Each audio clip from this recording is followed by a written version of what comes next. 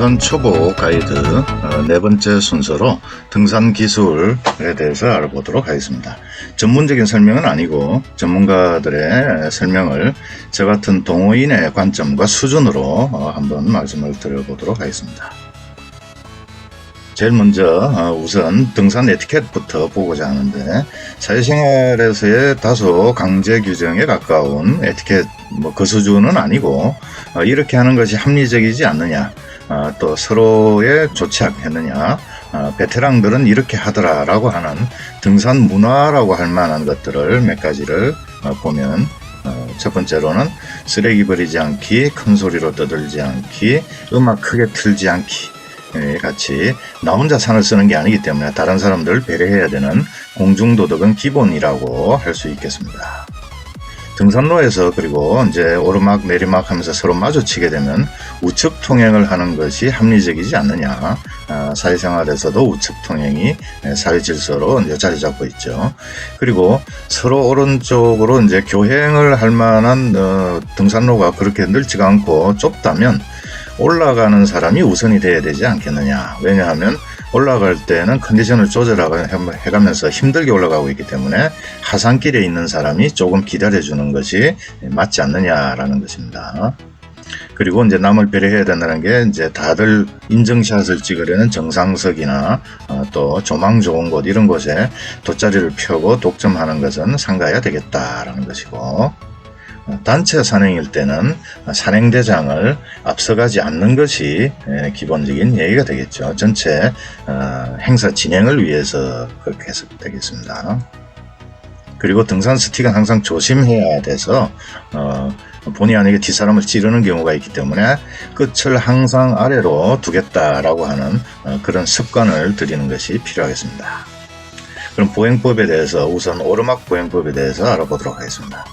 등산 기술이라는 것은 대부분 에너지를 어떻게 보존하고 절약할 거냐 하는 것에 초점이 맞춰져 있는 내용들입니다. 왜냐하면 등산이라는 운동이 산이라는 이 환경에서 이루어지기 때문에 1%의 불운에 대비해야 하는 운동이다. 그래서 자기 체력의 80% 정도만 쓰고 내려온다라고 생각하라고 합니다. 왜냐하면 유사시 예를 들어서 내가 발을 접지른다든지 또 동료가 발을 삐끗해서 도와줘야 된다든지 하는 그런 상황에 대비를 해야 되기 때문에 어떻게 하면 에너지를 절약하느냐 하는 것이 등산 기술이 되겠습니다. 등산복을 어떻게 입느냐 하는 것은 우리 몸이 체온 유지를 위해서도 에너지를 많이 쓰기 때문에 체온 관리를 잘하는 것이 에너지를 절약하는 길이다. 이런 내용이 되겠고, 지금 이야기하고자 하는 보행법은 아주 직접적으로 운동 에너지를 어떻게 관리할 거냐에 관한 이야기가 되겠습니다. 오르막 보행법은 힘을 절약하는 요령이다 라고 할 수도 있겠습니다. 그래서 운동을 하기는 하되 힘을 절약하면서 운동을 하는 요령이 무엇이냐라는 건데, 가장 기본이 되는 것은 보폭을 잘게 쪼개겠다라는 생각을 염두에 두는 것입니다. 그래서 큰 걸음으로 성큼성큼 올라가는 게 좋은 보행법이 아니고, 가급적 보폭을 잘게 쪼개서 올라가는 것이 힘을 절약하는 요령이고, 높은 곳이 있다고 해서 발을 쭉 뻗어서 올라가는 게 아니라 가급적 그보다 한 걸음 더 하더라도 낮은 곳을 찾아서 딛고 올라가는 그런 보행법이 오르막 보행법이 되겠습니다. 그리고 올라간다는 것 자체가 다리의 힘을 이용해서 내 몸을 위로 들어 올리는 건데, 그렇게 했을 때 효율적인 동작은 몸의 무게중심을 위로 올려놓은 앞발에다 옮기고, 그리고는 내 몸을 수직으로 밀어 올리는 이런 동작이 정확한 동작이라는 거죠. 이렇게 해야 오르막에서도 이제 무릎이 보호되는 것이고 허벅지 근육을 강화하는 동작이 되겠습니다. 흔히들 오르막은 힘이 들기 때문에 이제 페이스 조절을 한다라고 하는데, 페이스 조절이라는 것은 앉아서 멈추어서 이제 휴식을 한다는 뜻이 아닙니다. 저런 동작을 할 때 몸의 무게중심을 앞발로 옮기고 수직으로 들어 올리는 저 템포 자체를 조금 천천히 한다 라는 게 페이스 조절이 되겠습니다. 그것을 이제 레스트 스텝이라고 해서 쉬어가는 걸음이라는 이런 의미 정도 되겠죠.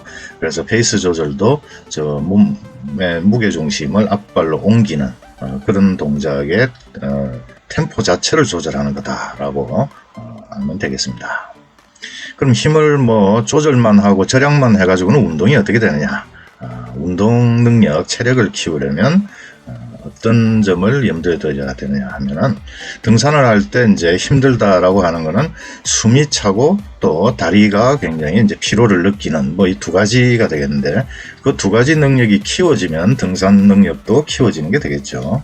숨이 찬 이유는 근육이 운동을 하다 보면 산소가 많이 필요하기 때문에 산소를 공급해야 돼서, 산소를 공급하는 혈액이 빨리빨리 몸에 근육에 전달이 돼야 되기 때문에 이제 숨이 찬 건데, 그 심폐 능력 자체, 심장과 폐가 그 활동을 하는 능력 자체가 키워져야 되는데, 키워지는 것은 사람의 몸에 적응하는 그런 점을 이용을 합니다.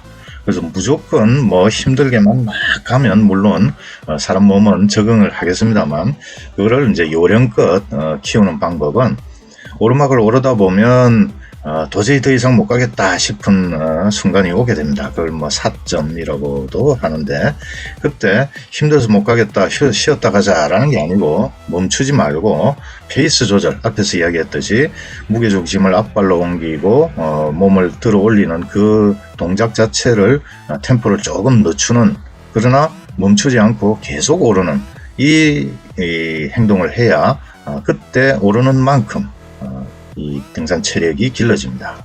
그래서 산소 섭취량과 근육량이 늘고 어느새 피로를 느끼지 않고 아주 몸이 가벼워지는 느낌을 받게 됩니다. 그래서 한계에 부딪혔을 때 멈추지 말고 계속 조금 더 가라 라는 게 오르막 보행법의 또 체력을 키우는 방법이 되겠습니다. 산행 중에 체온 관리를 어떻게 할 거냐 하는 것은 등산 초보 가이드 등산복 코너에서 이제 많이 말씀을 드렸죠. 체온 관리의 출발은 레이어링이다. 그래서 두터운 옷을 한 겹 입는 게 아니라 얇은 옷을 여러 겹 입어서 입고 벗고 하는 것이 등산에서의 이제 복장을 입는 방법이다라는 거고, 체온을 떨어뜨리는 산에서의 고도차 그리고 바람, 이런 부분을 염두에 둬서 산행을 해야 된다라는 것도 말씀을 드렸었죠.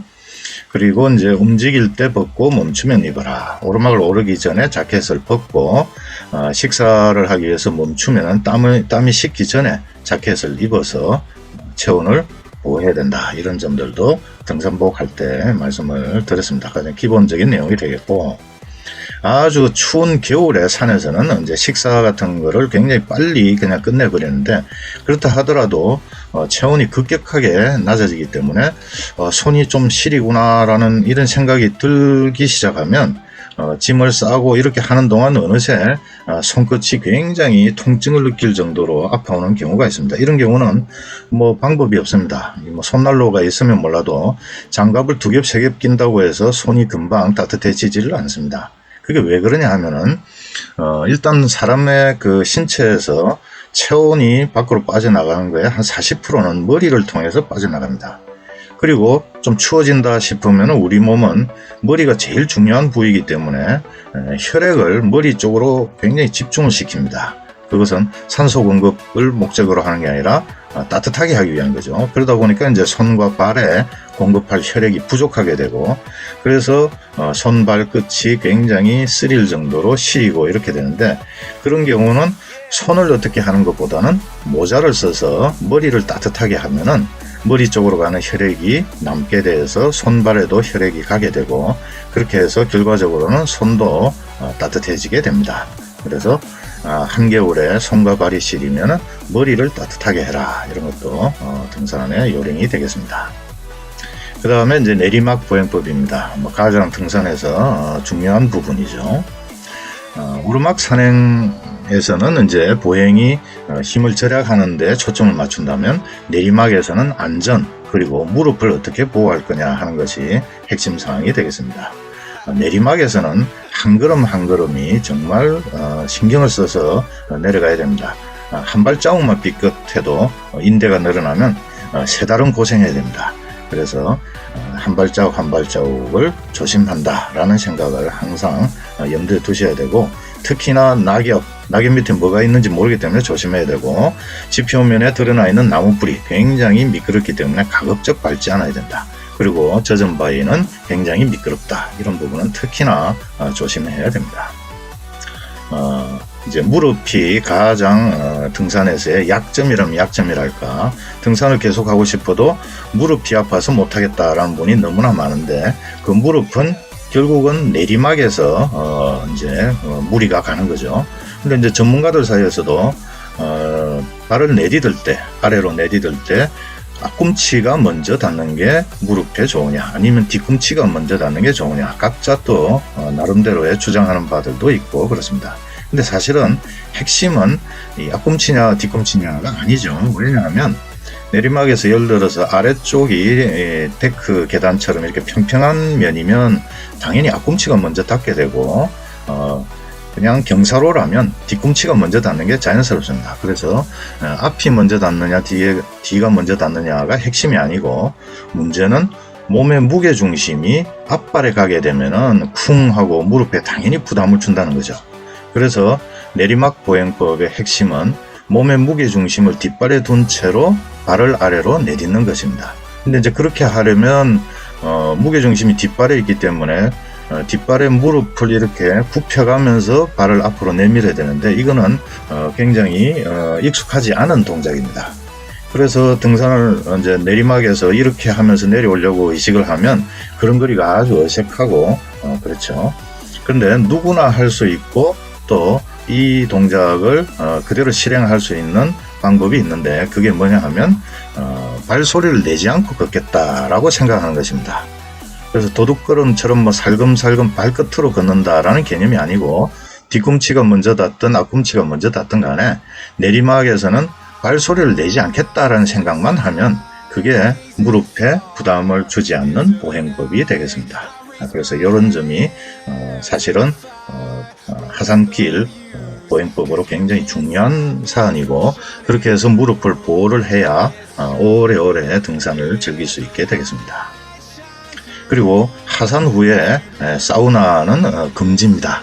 왜냐하면 산행 중에는 가장 일을 많이 하는 곳이 무릎입니다. 그래서 내려와 보면 무릎은 계속 뜨거워져 있습니다. 그래서 이제 개울물에 발을 담그거나 할 기회가 있으면 꼭 무릎도 같이 담가주면 다리 피로도 훨씬 덜해지고 그러는데, 저 같은 경우는 이제 여름에는 저런 얼린 쉐이크죠, 설레임 같은 걸 사가지고는 이제 뒤풀이 장소에서 무릎에다가 문질러 줍니다.